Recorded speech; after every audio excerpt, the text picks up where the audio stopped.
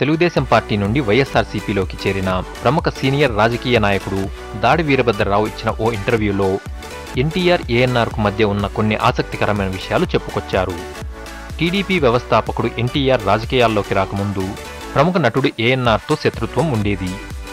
అయితే అది కేవలం వృత్తిపరమైనదే తప్ప వారి మధ్య మంచి సాన్నిహిత్యం ఉండేదని అన్నారు. ఎన్టీఆర్, ఏఎన్ఆర్ ఎంత సాన్నిహిత్యంగా ఉండేవారంటే ఏఎన్ఆర్ తల్లి ఎన్టీఆర్ను తన పెద్ద కొడుకు అని, ఏఎన్ఆర్ను తన చిన్న కొడుకు అని పిలిచేవారని గుర్తుకు చేసుకున్నారు. 1994లో ఎన్టీఆర్ ముఖ్యమంత్రి అయిన సందర్భంగా సినీ పరిశ్రమ సన్మానించినప్పుడు ఏఎన్ఆర్ హాజరు కాలేదు. అప్పుడు సినిమాటోగ్రాఫర్ మంత్రిగా ఉన్న నేను ఏఎన్ఆర్ వద్ద ఈ విషయాన్ని ప్రస్తావించి మీరు రాకపోవడంతో ఎన్టీఆర్ బాధపడ్డారు కూడా అని చెప్పాను. దానికి ఏఎన్ఆర్ అవునా, బాధపడ్డారా, సరే కలుద్దాం అని అన్నారని తెలిపారు.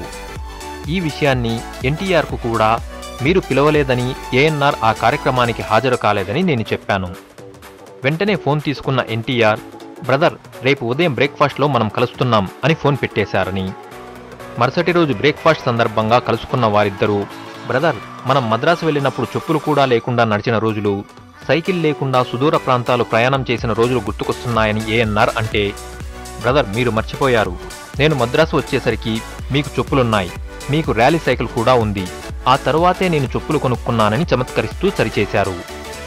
ఎలాంటి భేషజాలు లేని సాన్నిహిత్యం వారిద్దరి మధ్య ఉండేదని సదరు సంగతులు చెప్పుకొచ్చారు.